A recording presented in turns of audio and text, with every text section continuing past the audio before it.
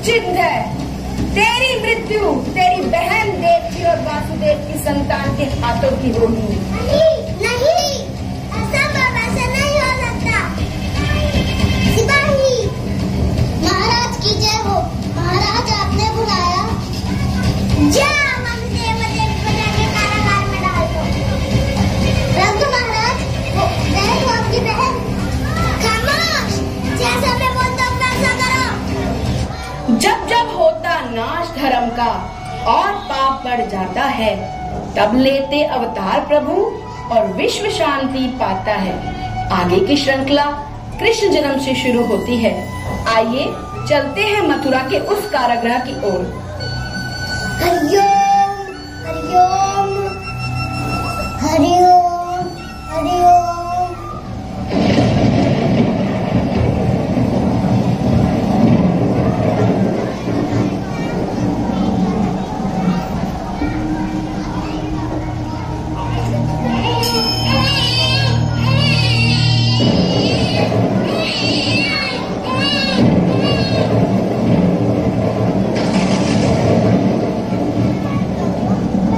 कृष्ण पक्ष की अष्टमी अर्धरात्रि बुधवार, कारागृह में कंस की भयो कृष्ण अवतार, भयो कृष्ण अवतार।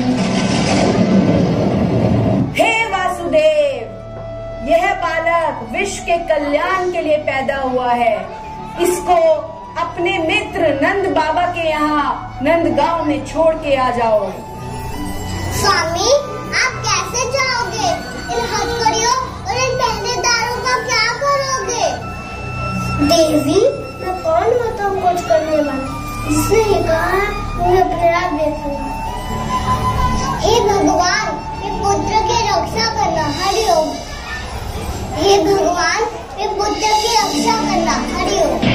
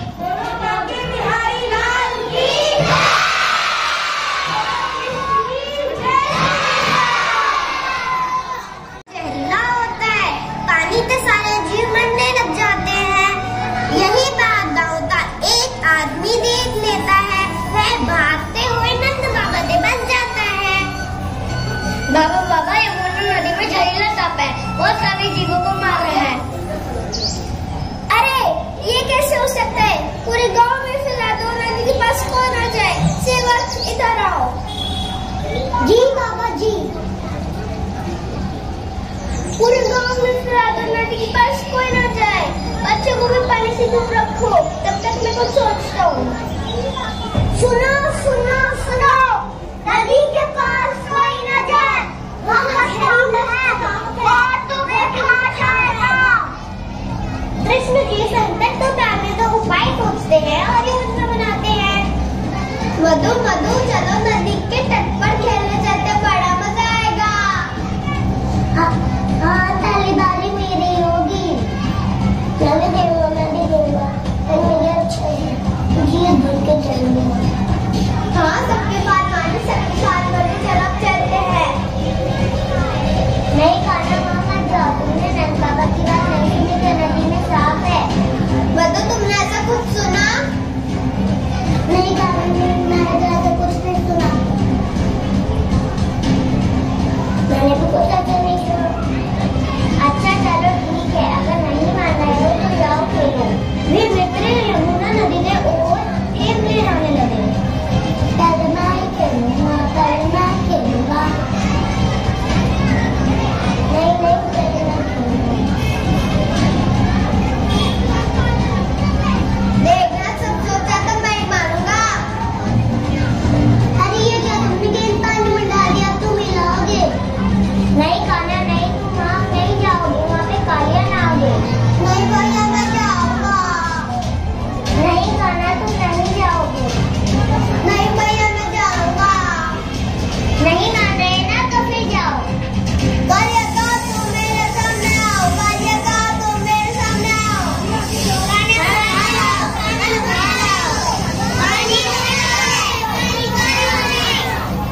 अच्छा तो तू है कालिया, भाग जाओ वरना मैं तेरे प्राण ले लूंगा।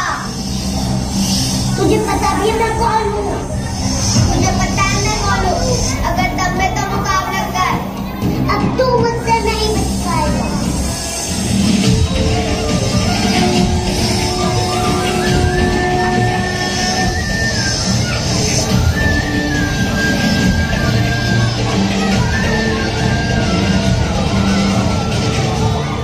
माफ करो महाराज, माफ करो, माफ करो मुझे, कहना माफ करो। हाँ ठीक है, लेकिन हमेशा यहाँ से चला जा। प्रधान कृष्ण जी ने कालियानाथ को यमुना नदी से भगा दिया और यमुना नदी का पानी शुद्ध कर दिया। बोलो बाकी बिहारी लाल की जय। बोलो बाकी बिहारी लाल की जय।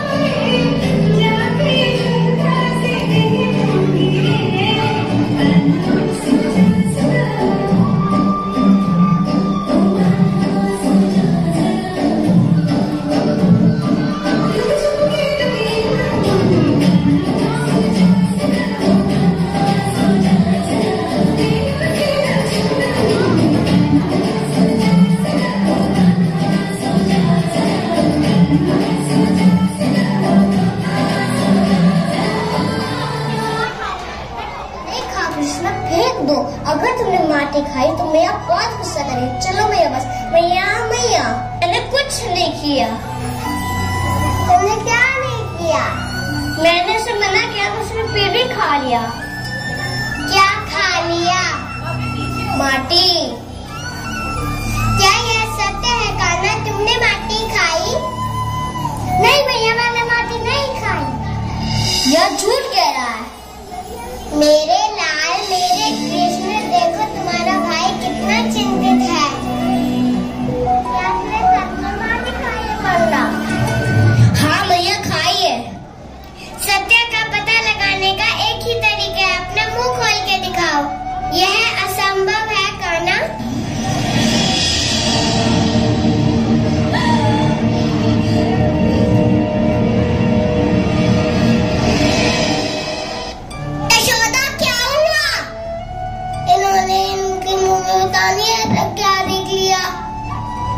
उसने माटी खाई है।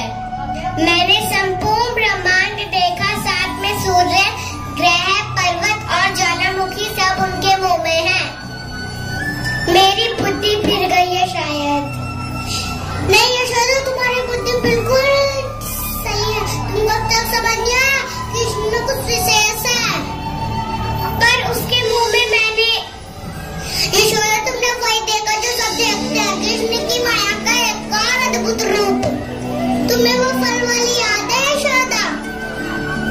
फल ले लो, फल, वृंदावन के ताजे मीठे फल। आमों की सुगंध तो बहुत अद्भुत है। क्या एक टोकरी तुम्हारे सभी फलों के लिए पर्याप्त है? बिल्कुल ना, बहुत तरोकारी है। मुझे भी फल चाहिए, मुझे भी फल चाहिए। नंद कृष्ण, मेरे फलों के लिए इतना ही पर्याप्त होगा। ये कैसे हो गया? ये अवश्य भगवान विष्णु की कृपा है। तुम समझिए यशोदा, व्रत कृष्ण की लीला की। परंतु मुझे समझ में नहीं आया, पूरा ब्रह्मांड कृष्ण के मुंह में कैसे आ सकता है? मुंह खोल के तो दिखा सुराती, वहाँ कुछ नहीं, केवल माटी है। मुझे लग ही रहा था कि ये मेरा वहम है, मेरी तो मति ही मारी गई है।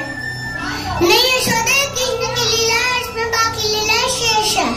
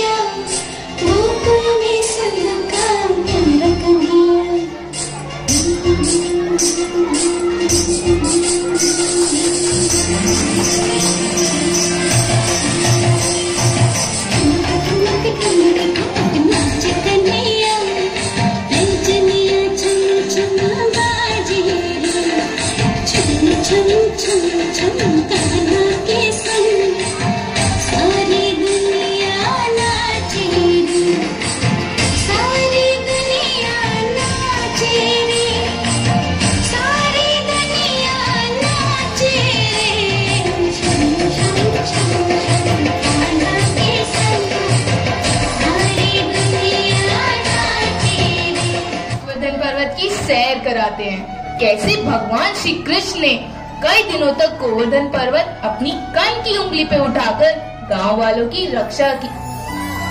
महाराज इंद्र, आज मैं आपके लिए एक महत्वपूर्ण सूचना लाया हूँ। क्या सूचना लाए हो?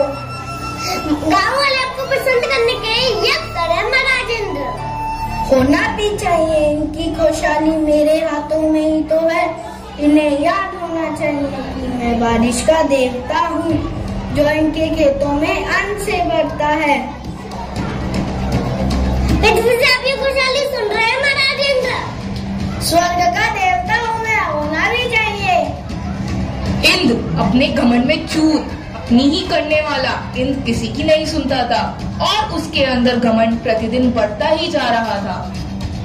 बाबा, आप इंद्र के यज्ञ क्यों कर रहे हैं?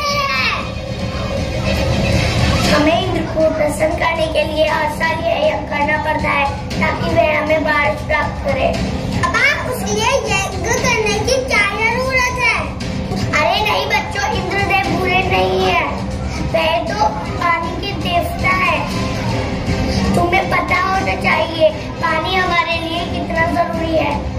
लेकिन बाबा, यह तो उनका कर्तव्य है, वो तो भगवान विष्णु की आज्ञा का पालन कर रहे हैं। कृष्ण, यह एक प्रथा है, कुछ हमें इसे तोड़ना नहीं चाहिए। लेकिन बाबा, हम धरती यमुना की पूजा क्यों नहीं करते? सूर्य जिससे हमें जीवन मिलता है। अब से कोई यज्ञ नहीं होगा हमको वाले, अब से हम गोवर्धन की पूजा करेंगे। परंतु खाना हमें वर्षा कैसे मिलेगी? मैं हूँ ना। चलो चलो गोवर्धन की पूजा करते हैं। इंद्र को प्रसन्न करने के लिए गांव वाले हर साल ये यज्ञ करते थे। इस तरह कृष्ण और कृष्ण के पिता के बीच कई देर तक ये वार्तालाप चलता रहा। आखिरी में यह हल निकला कि हम कृष्ण का ही कहना मानेंगे और गोवर्धन पर्वत की पूजा करेंगे। देखना महाराज, अब गांव में आपकी कोई पूजा नहीं कर रहा, सब कृष्ण का कहना मान रहे हैं और गोवर्धन की पूजा कर रहे हैं। अभी सबक सिखाता हूँ इन्हें।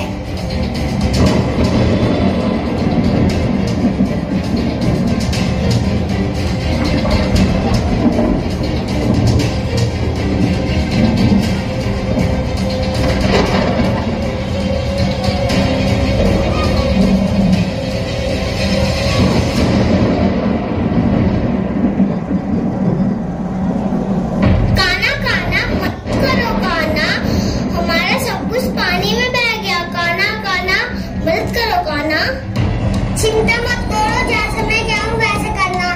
अब सभी अपने गांव वाले अपनी गैया को लेकर, अपने बच्चों को लेकर इस पर्वत के नीचे आ जाओ।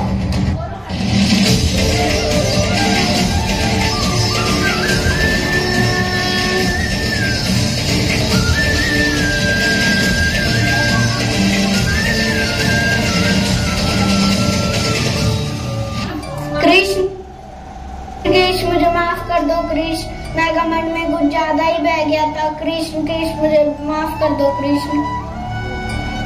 चलो तुमने माफ किया। बोलो बाके बिहारी लाल की जय। बोलो बाके बिहारी लाल की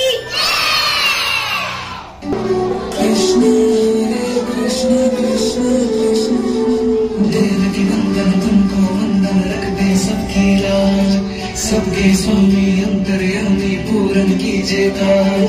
देवकी नंदन तुमको वंदन रख दे सबकी लाज, सबके स्वामी अंतर्यामी पूरन कीजिए काज। मन मंदिर में सजे बिहारी, मनमोहन तेरी छवि अति प्यारी। मन मंदिर में सजे बिहारी, मनमोहन तेरी छवि अति प्यारी। बंसी बजैया रस रचैया, तारनहार मेरे तुम ही केवैया। तुमसे बड़ा कहाँ कौन कन्हैया। श्री कृष्ण गोविंद हरे मुरारे, हे नाथ नारायण वासुदेवा। श्री कृष्ण गोविंद हरे मुरारे, हे नाथ नारायण वासुदेवा। देवकी नंदन तुमको वंदन रखते सबकी लाज, सबके स्वामी अंतर्यामी पूरन कीजिए काज।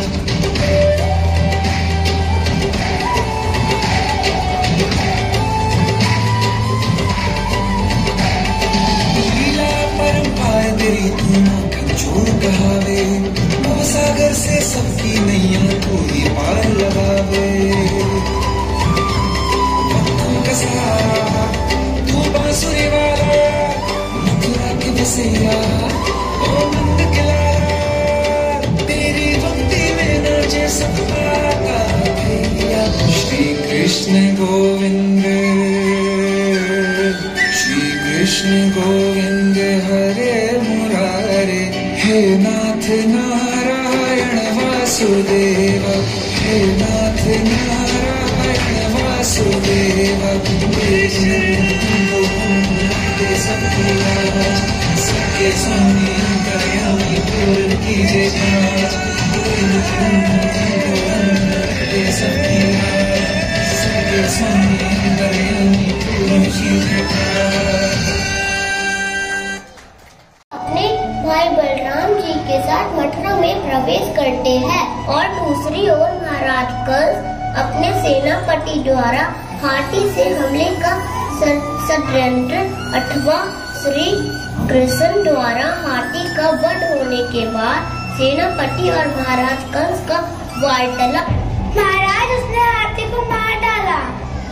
नहीं नहीं, ये असंभव है। परंतु ये सत्य है महाराज, तुमने अपनी आंखों से देखा है? जी महाराज। अब क्या होगा? आप चिंता न करें महाराज, एक जानवर से बचना आसान है पर वह हमारे वीर योद्धा से नहीं बच सकता। एक एक योद्धा 100 हाथियों का बल रखता है। श्री कृष्ण जी और बलराम जी महाराज कंस के क्रीड़ा सथन में वीर योद्धाओं को हराने के बाद का दृश्य। अच्छा हुआ तू सब मेरे सामने आ गया। चुप हो जा, तुझे पता है तू किससे बात कर रहा है? ताऊ शांत हो जाइए, हम तो सदा से ही तेरे सामने थे, बस केवल तुमने हमें पहचाना नहीं। तुमने तुझे बार बार अपनी शरण में आने का अक्षर प्रदान किया।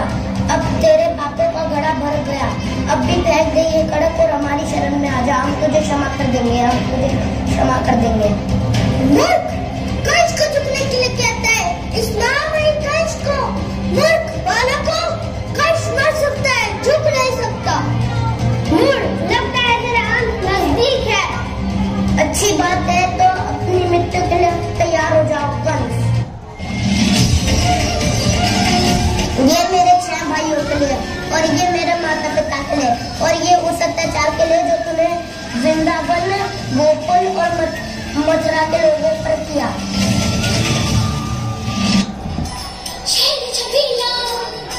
वो है नटनट, वो जमुना तट, खेलने लगाए, मुरली बजाए, गोपियों के संग रास रचाए। मुरली बजैया, रास रचैया, शाम सलोना है। जो है अलबेला मद नैना वाला, जिसकी दीवानी ब्रिज की हर बाला, वो किसना है, वो किसना है, वो किसना है, वो किसना है, किसना है। जो है अलबेला मद नैना वाला, जिसकी दीवानी ब्रिज की हर बाला, वो किसना है, वो किसना है, वो किसना है, किसना है। जय श्री कृष्ण। सुदामा जो श्री कृष्ण जी के बचपन के मित्र थे, ना चाहते हुए भी अपनी धर्मपत्नी के कहने पर उनसे मिलने श्री कृष्ण के महल पहुँचे। सुदामा ने द्वारकाधीश के महल में जैसे ही घुसने का प्रयास किया तो आइए जानते हैं कि उनके साथ क्या हुआ। ए ब्राह्मण, किधर जाते हो? तो तभी ये माल किधर जाता है? ये माल द्वारकाधीश श्री कृष्ण के महल की तरफ जाता है। ए भाई, जानता हूँ, ये माल सिर्फ श्री कृष्ण के महलों को जाता है। मैं उन्हीं से तो मिलने आया हूँ। यह भी खूब नहीं, यह भी कोई समय हमारा जी से मिलने का। महाराज अभी दरबार में नहीं है, महाराज अपने शयन कक्ष में आराम कर रहे हैं। तुम ठहरेंगे फटाल ब्राह्मण का हमारे महाराज श्री कृष्ण। अब मेरी भी सुनो, जब तक मेरा संदेश श्री कृष्ण तक नहीं पहुँचाते तब तक मैं यही बैठा हूँ, चाहे मेरे प्राण ही क्यों न चले जाए।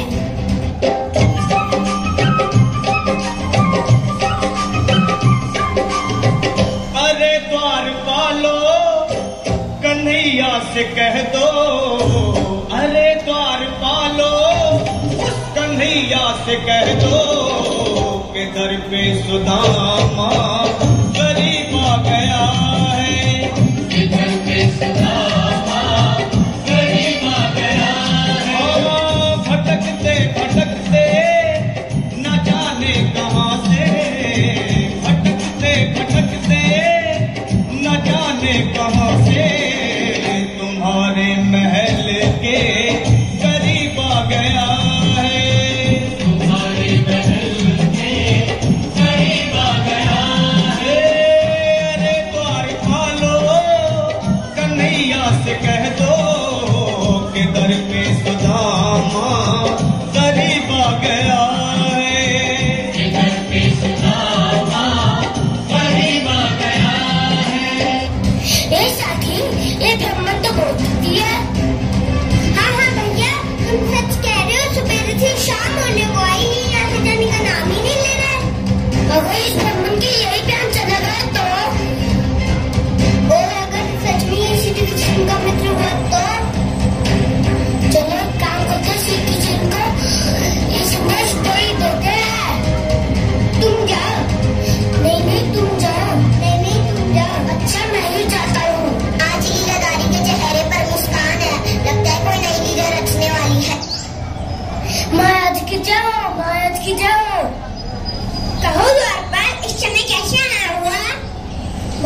समझ जाता हूँ द्वार पे ब्राह्मण आया है। रुक गए बोलो। मैं समझ जाता हूँ द्वार पे ब्राह्मण आया है। वो अपने आप को आपका मित्र बताता है और अपना नाम सुदामा बताता है। क्या मेरा मित्र सुदामा आया है? कहाँ है सुदामा? कहाँ है मेरा बचपन का मित्र? बादशाह का कहाँ है?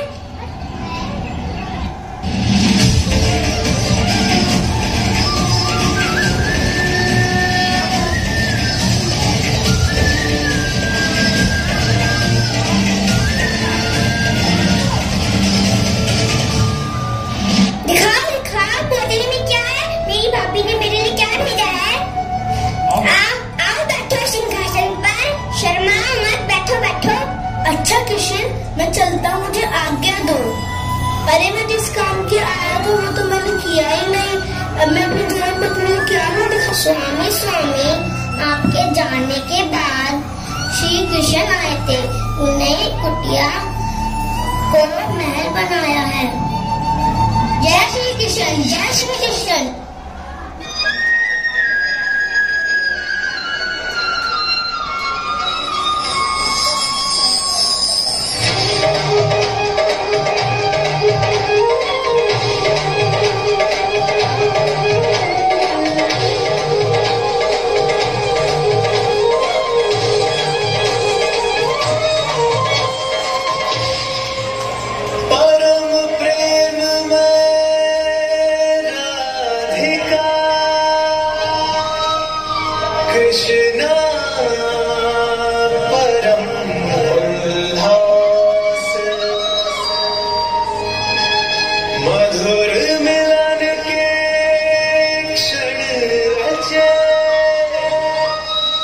कण कण में